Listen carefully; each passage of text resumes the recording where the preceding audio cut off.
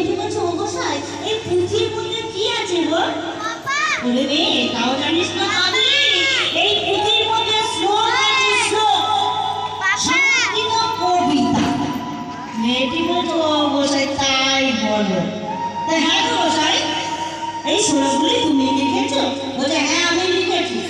তা হ্যাঁ গো গোসাই একবার পড়ে শোনান। মস্ত বড় পণ্ডিত বলে জয়দেব বলছে হ্যাঁ তা বলে। তা তুমি মস্ত বড় পণ্ডিত তো? বলে হ্যাঁ